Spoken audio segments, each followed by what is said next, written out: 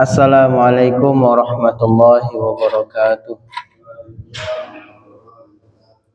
Innal hamdalillah nahmaduhu wa nasta'inuhu wa nastaghfiruh wa na'udzu billahi min shururi anfusina wa min sayyiati a'malina man yahdihillahu fala mudilla lahu wa man yudlil fala hadiya lahu. Asyhadu an la ilaha illallah wa asyhadu anna Muhammadan abduhu wa rasuluhu la nabiyya ba'dahu. Allahumma salli wa sallim ala sayyidina Muhammad wa ala ali sayyidina Muhammad kama shallaita ala sayyidina Ibrahim wa ala ali sayyidina Ibrahim fil alamin innaka Hamidum Majid. Fa ya ibadallah usikum wa nafsi bi taqwallah faqad fazal muttaqun. Wa qala aidan fi ayatin ukhra innal ladzina qalu rabbuna Allah thumma istaqamu fala khaufun 'alaihim wa lahum yahzanun. Shadaqallahul 'azim wa shadaqallahu rasulullahil karim. أما بعد فيا عباد الله أوصيكم ونفسي بتقوى الله فقد فاز المتقون. وقال أيضا في آية أخرى إن الذين قالوا ربنا الله ثم استقاموا فلا خوف عليهم ولا هم يحزنون. وقال النبي صلى الله عليه وسلم في رواية البخاري في صحيحه في كتاب العلم باب ما كان النبي صلى الله عليه وسلم يتخولهم بالموعظة والعلم كي لا ينفروا. ومسلم في صحيحه في باب الاقتصاد في الموعظة واللفظ له عن الأعمش عن شقيق أبي وائل قال كنا جلوسا عند باب عبد الله ابن مسعود ننتظر فمر بنا يزيد ابن معاوية النخائي فقلنا أعلمه بمكاننا فدخل عليه فلم يلبث أن خرج علينا عبد الله فقال إني أخبر بمكانكم فما يمنعني أن أخرج إليكم إلا كراهية أن أمل لكم إن رسول الله صلى الله عليه وسلم كان يتخولنا بالموعظة في الأيام مخافة السامة علينا. Baik, alhamdulillah, puji syukur kehadirat Allah Subhanahu wa taala, kita masih bisa diberikan nikmat iman, nikmat Islam, nikmat bisa bermuwajahah dan bermujalasah di majelis ilmu di kajian rutin Ahad malam pekan pertama kitab Ar-Rasul Al-Muallim. Dalam hal ini kita masuk ke metode ketiga bagaimana cara Rasulullah SAW mengajarkan ilmu kepada para sahabat dan umatnya. Metode tiga ini beliau menekankan cara moderat dan menghindari cara yang membosankan. Moderat di sini artinya Rasulullah itu tahu kapan harus berbicara, kapan harus diam, kapan beliau bertanya, kapan beliau menjawab, kapan beliau harus memberikan sebuah nasihat, kapan beliau harus menjeda nasihat itu supaya nasihatnya tidak terdengar membosankan. Ya kalau kita bayangkan sama kayak kalau kita makan satu menu setiap hari selama 1 tahun. Maka lama-kelamaan menunya bukan hanya membosankan tapi juga membuat mual. Maka kaitannya dengan nasihat sama dengan seperti itu. Ya, seperti yang kemarin sempat kami sampaikan bahwa ada 3 kategori ya, golongan di masyarakat, yaitu apakah kita ingin jadi makanan yang dibutuhkan setiap orang ataukah kita jadi obat yang menawarkan racun yang kita dapatkan pada setiap orang, atau kita mau jadi penyakit yang memberikan dampak buruk pada tiap orang. Maka dalam hal ini Rasulullah SAW menekankan cara yang moderat supaya apa? Satu, umatnya tidak bosan. Karena yang sudah pernah dilakukan oleh para nabi terdahulu, salah satunya adalah Nabi Nuh. Pada saat Nabi Nuh ini itu berdakwah siang dan malam tanpa henti kepada umatnya. Maka apa yang terjadi? Umatnya kabur. Umatnya banyak alasan. Umatnya kemudian malah menghina dan membenci dakwahnya Nabi Nuh SAW. Jadi yang salah bukan dakwahnya, tapi metode atau caranya. Barangkali Nabi Nuh belum menemukan metode yang demikian. Maka Rasulullah SAW ini dalam hadis yang tadi disampaikan, Rawahul Bukhari fi sahihi, ini dari Imam Al-Bukhari dalam sahihnya, pada bab fi kitabil ilm bab ma kana Nabi sallallahu alaihi wasallam yatakhawwaluhum bil mau'izati wal ilm, yaitu bab Nabi menyampaikan nasihat dan ilmu kepada mereka dengan cara berselang-seling supaya nggak jenuh ya. Jadi bahasa yatakhawwaluhum itu artinya berselang-seling gantian. Hari ini diberi nasihat, besok dijeda. Besoknya Anda kasih nasihat, besoknya jeda. Terus seperti itu. Jadi ada waktu-waktu tertentu. Ada juga barangkali yang sahabat itu dinasehatinya setiap hari karena memang dibutuhkan oleh sahabat itu nasihat setiap hari. Yang kalau nggak diberikan nasihat, sahabat itu akan melupakan nasihat yang diberikan oleh Rasulullah SAW. Pernah dalam satu riwayat dikatakan ada seorang sahabat itu yang bertanya sama Rasulullah, ya Rasulullah, kenapa ya hamba pada saat berada di dekat engkau bawaannya itu ingin berbuat baik saja, ingin dengar nasihat saja gitu ya. Tapi begitu hamba kembali kepada keluarga hamba, semua keinginan itu hilang. Hamba lebih memilih untuk bermain bersama keluarga hamba, lebih memilih untuk tidak berbuat kebaikan dan melaksanakan hal yang mubah saja, hal yang dibolehkan aja. Maka apa kata Rasulullah SAW kepada para sahabat tersebut? Maka sa'ah wa sa'ah. Setiap waktu itu punya prioritasnya masing-masing. Dan tiap orang itu berbeda antara prioritasnya. Jadi ada yang prioritasnya dengan anak, ada yang prioritasnya kerja. Nah, gitu kita tidak bisa menyalahkan satu sama lain. Selama memang yang dikerjakan itu bukan maksiat. Yang berbahaya adalah kalau yang dikerjakannya itu sudah maksiat. Jadi selang-selingnya antara baik kemudian maksiat, baik maksiat gitu ya. Maka orang-orang yang seperti inilah nanti yang disebut golongan muqtasid dalam Quran surat Fatir ayat 32. Ya, summa awrasnal kitaba alladziina astafaina min ibadina faminhum zalimun li nafsihi wa minhum muqtasidun wa minhum sabiqun bil khairati bi idznillah. Dzalika huwal fadlul kabir. Jadi tiga golongan yang apabila diajarkan Alkitab atau Al-Quran pada mereka, ada orang zalimul li nafsihi, orang yang dia menzalimi diri sendiri. Dia tahu itu salah tapi masih tetap dilakukan. Dia tahu judi itu haram tapi masih tetap dia lakukan. Alasannya dalihnya misalkan mencari uang untuk keluarga dan anaknya. Justru karena ini alasannya adalah untuk anak dan keluarganya, anak dan istrinya, maka mestinya cara yang dilakukan jangan cara-cara yang diharamkan. Jadi ibaratnya kalau misalkan makan yang haram jangan ngajak-ngajak. Apalagi yang diajak anak sama istrinya. Karena ini nanti berpengaruh terhadap karakter jiwa dan sifat anaknya, keturunannya, istrinya. Kondisinya di rumah itu akan berpengaruh sekali apabila kita lebih banyak mengutamakan maksiat. Yang kedua adalah golongan muqtasid. Ini golongan yang apabila paginya itu dia berbuat baik, sorenya dia kemudian berbuat keburukan. Ada nggak? Banyak, Pak. Paginya dia sholat subuh jamaah, siang sorenya dia kemudian bergibah. Malamnya tobat. Nah, ada nggak yang gitu? Ada.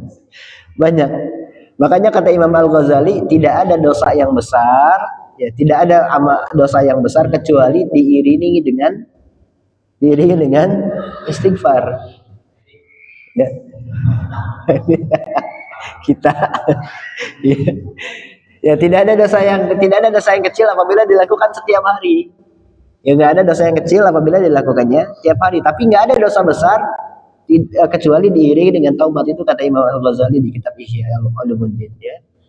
Nah kemudian dilanjutkan lagi, bukan hanya di Sahih Bukhari saja, tapi juga ini dikatakan di sini wa Muslim fi sahihi, dan juga di kitab Imam Muslim dalam sahihnya fi babil iqtisadi fil mau'izah ya. Ini di Muslim di bab bersikap moderat dalam memberi nasihat. Moderat itu berarti tahu waktu, Pak, memberi nasihat. Contoh misalkan kita tahu anak kita misal berbuat kesalahan tapi dia sakit perut, Pak, dia pengen BAB, terus Bapak kasih nasihat, kira-kira tepat nggak itu beri nasihatnya? Masuk nggak kira-kira nasihat kita? Nggak akan masuk. Apalagi kalau misalkan sampai terus ya udah ke kamar mandi Bapak disusulin ke kamar mandi, anaknya lagi BAB, kemudian dikasih nasihat. Fokus dia ngedengerin nasihat tetap BAB. Jadi makanya cara pemberian nasihat pun dalam parenting era Rasulullah itu, Rasulullah mengajarkan dalam 4 tempat pada saat kita menasehati ke anak kita.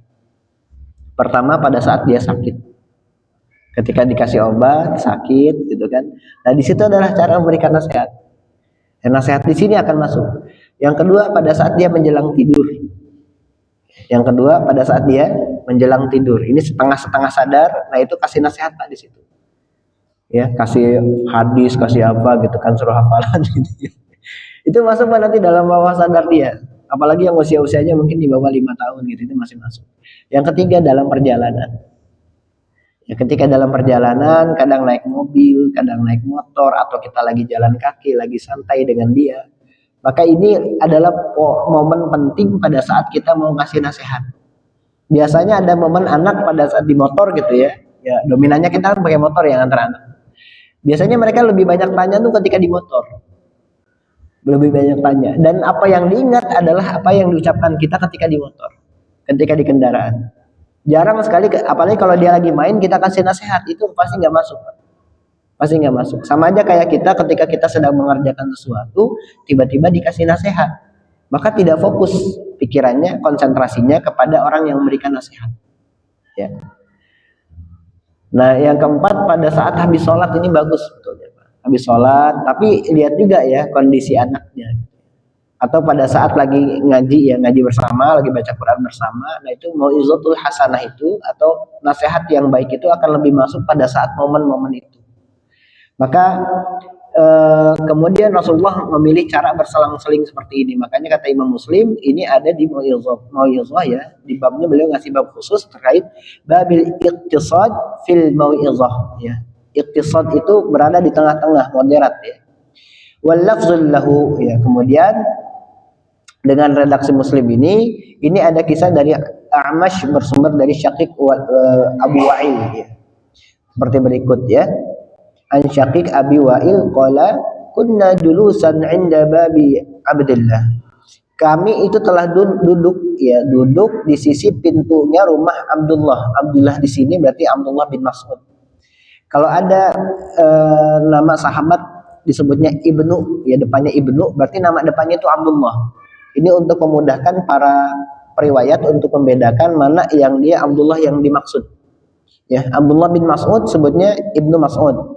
Nanti Abdullah bin Abbas, Ibnu Abbas. Nah, terus seterusnya seperti itu.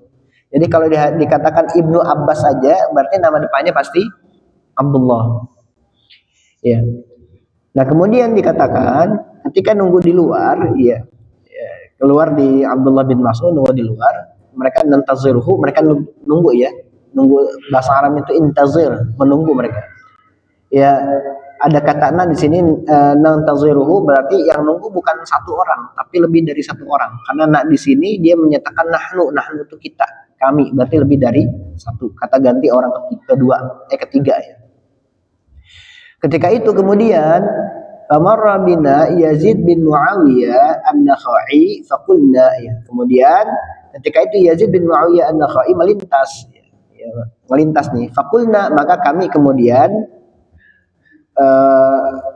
ngomong gitu ya. Kami kemudian berkata kepada Muawiyah ya, An-Nakhai, a'limhu bimakanina. Tolong beritahu Abdullah bin Mas'ud bahwa kami di sini menunggunya. Nah, ini adalah bagian dari ada para sahabat yang nggak berani langsung ngetuk pintu rumahnya Abdullah bin Mas'ud. Karena saking alimnya Abdullah bin Mas'ud ini, dianggapnya ulamanya para sahabat salah satunya, maka dipanggil orang yang juga dekat keilmuannya atau setipe keilmuannya dengan Abdullah bin Mas'ud untuk dimintai tolong ngetuk pintunya Abdullah bin Mas'ud. Jadi mereka nggak serampangan itu tiba-tiba ngetok pintu bertamu ke Abdullah bin Mas'ud. Padahal kan bayangkan ini bukan Rasulullah SAW. Ya, walaupun Rasulullah tidak mensunahkan ini gitu ya, tapi memang pada kenyataannya kalau masuk mau khawatir ganggu sebetulnya. Ya, ini khawatir ganggu. Jadi orang mau bertamu dulu, sahabat bertamu itu mereka berpikir dua. Apakah kedatangan kita ini justru membawa manfaat bagi orang yang kita datangi, yang akan kita tanya ini, atau yang kedua, kita mengganggu aktivitas dia. Bisa jadi yang di dalam ini lagi berbuat kebaikan kayak wirid, zikir, lagi sholat gitu ya. karena mereka nggak tahu keseharian Ibnu Mas'ud kayak gimana. Maka kemudian ditolonglah oleh Yazid bin Muawiyah, ya. Kemudian apa kata Yazid bin Muawiyah? Falam yalbath an kharaja alaina Abdullah. Kemudian beliau masuk kepada rumah Abdullah bin Mas'ud. Faqala inni akhbaru bimakanikum fama yamna'uni an akhruja ilaikum illa karahiyatu an amillakum. Tak berselang lama Abdullah pun keluar menemui kami. Kemudian dia berkata, aku diberitahu bahwa kalian menungguku. Tak ada yang menghalangiku untuk keluar menemui kalian kecuali aku khawatir akan membuat kalian bosan belajar kepadaku. Jadi yang nunggu-nunggu ini semuanya adalah muridnya Abdullah bin Mas'ud. Ya, ini ada murid terhadap gurunya. Mereka nggak berani ngetuk pintu gurunya, khawatir ganggu. Makanya kalau kita mau sawan ke guru kita, atau kita mau sawan ke rumah teman, atau kita mau silaturahmi tetangga, sunnahnya adalah kita mengabari mereka dulu. Jangan langsung datang. Jangan langsung datang. Kebanyakan dari kita kan biar surprise datang ke sana. Padahal barangkali yang di sana itu butuh persiapan untuk menyambut kita. Ya, man kana yu'minu billahi wal yawmil akhir falyukrim dhaifahu. Barang siapa yang beriman pada Allah dan hari akhir, maka mereka akan memuliakan tamunya. Jadi kebanyakan para sahabat itu kalau mau datang nggak ngabar itu mereka nggak siap. Kebanyakan, maka harus dikasih tahu dulu. Apalagi sekarang ini sudah ada media sosial gitu ya, yang memudahkan kita untuk mengetahui, ya, untuk mengetahui dan memberi kabar kepada orang yang akan kita datangi. Jadi paling bagus adalah misalkan Pak Edi, saya mau ke rumah ya, Pak Edi ada di rumah enggak? Posisi di mana? Di rumah ada siapa? Itu harus tahu. Karena kita tidak tahu tiba-tiba ketika kita datang yang buka istrinya qadarullah enggak pakai jilbab. Siapa yang dosa di situ? Yang datang atau yang bukain pintu? Nah, itu kan pertanyaannya. Yang dosa di situ siapa? Yang datang atau bukain pintu? Karena kalau yang di dalam rumah dia nggak pakai jilbab umpamanya gitu kan, karena memang itu wilayah dia. Dan sebelumnya nggak dikasih kabar. Makanya ini penting juga kalau ibu-ibu gitu ngasih kabar ke bapaknya lagi di rumah, ibunya lagi kemana pergi gitu ya. Pak, nanti mau ada tukang paket ya ke rumah, COD belum dibayar, tolong bayarin. Nah, itu bilang dulu Pak, biar kitanya nggak kaget. Ini kan kalau tiba-tiba datang ke rumah, adanya paket Pak, COD apa udah dibayar? COD berapa? 500.000 misalkan. Aduh, kan jadinya aduh. Nah ini makanya perlunya komunikasi pada saat kita mau bertamu. Ya, kalau di sini para muridnya itu nggak berani masuk, kecuali minta tolong ke orang yang dia lebih dekat sama Ibnu Mas'ud, atau orang ini dia keilmuannya hampir sama lah dengan Ibnu Mas'ud atau bisa lebih. Ya. Kemudian dikatakan ini aku khawatir kalian bosan kata Ibnu Mas'ud. Karena hampir tiap hari mereka ketemu, tiap hari mereka belajar. Maka pada saat kita merasa bosan terhadap rutinitas yang kita lakukan, kita perlu yang namanya keluar dari, perlu jeda lah, perlu jeda. Misalkan kalau tiap hari main volley, Pak, kuat nggak kira-kira? Kuat. Berapa lama? Seminggu, 2 minggu, sebulan, setahun, 4 tahun. Tapi tiap hari mainnya ya, tiap sore main tuh, tiap saat habis itu main. Kira-kira itu malah menyehatkan atau malah jadi bikin sakit, Pak? Di usia kita sekarang ya, di usia sekarang malah bikin sakit.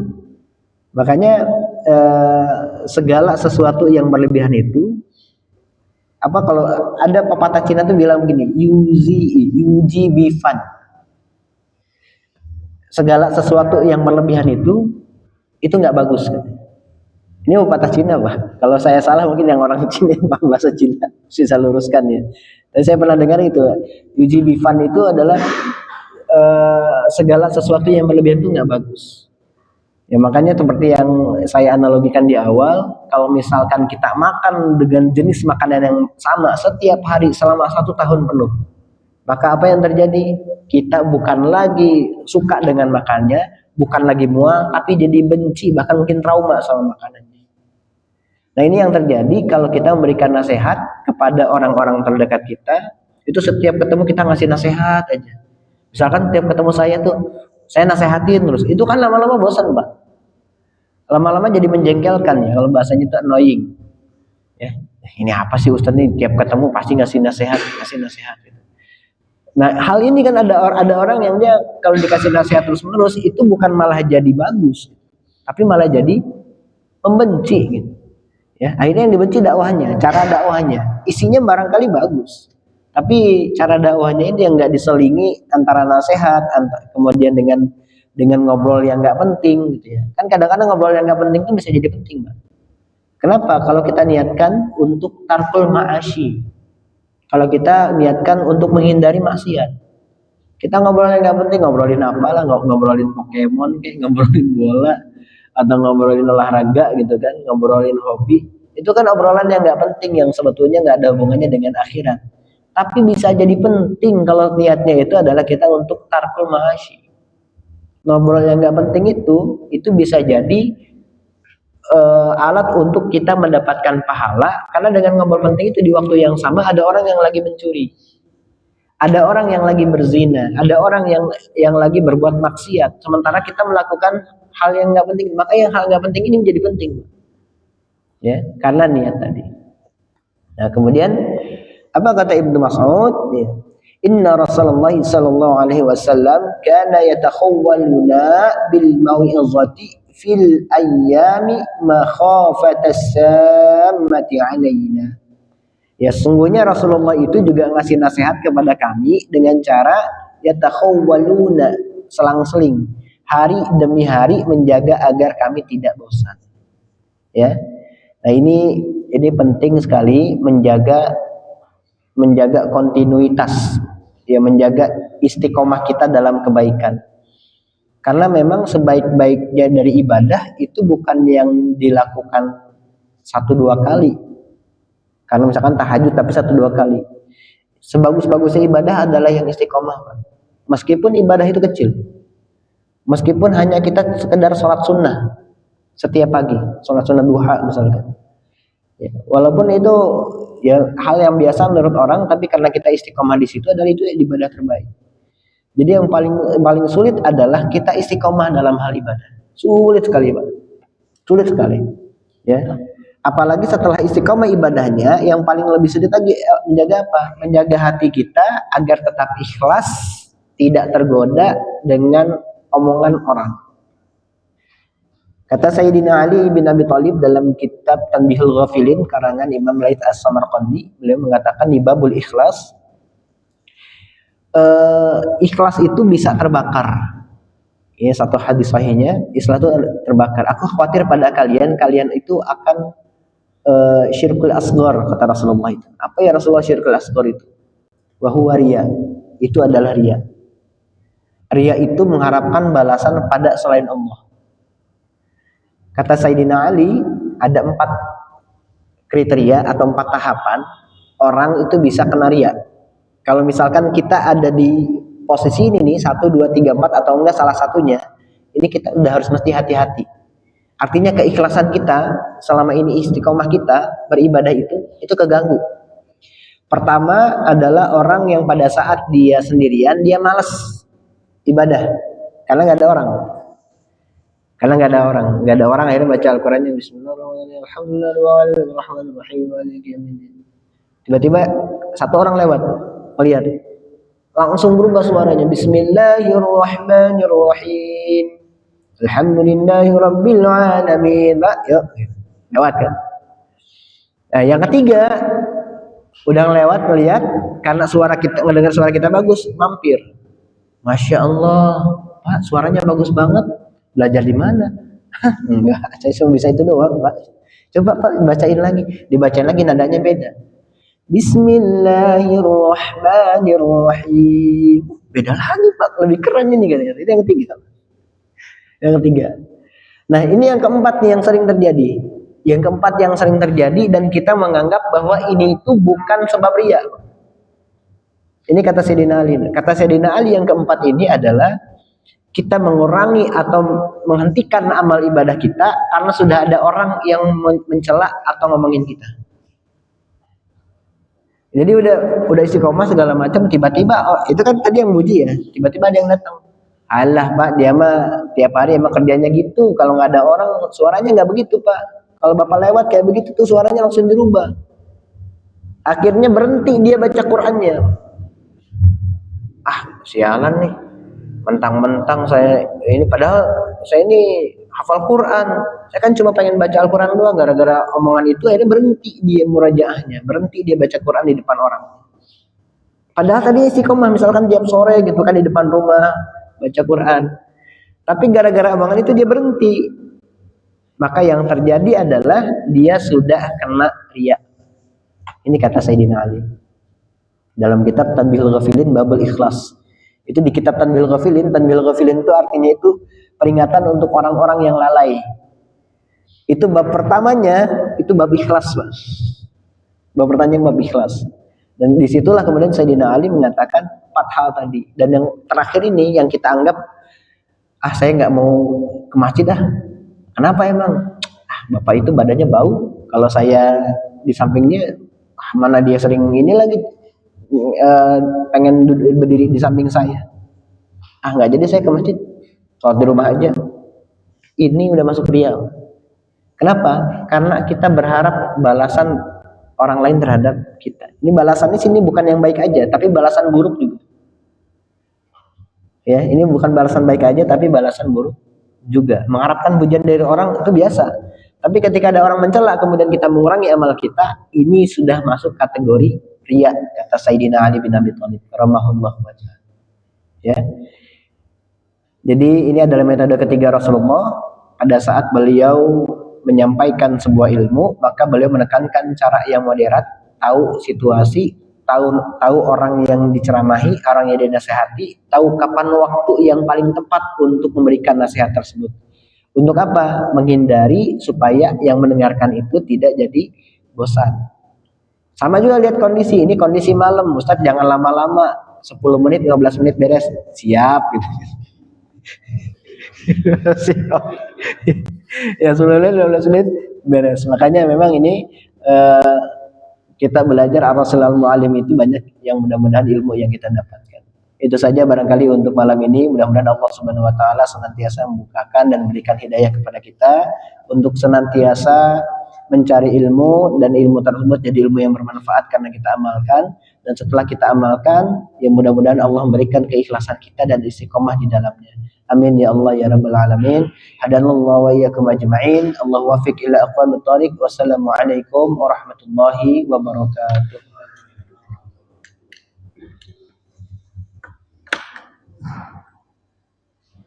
Udah mati Pak dia?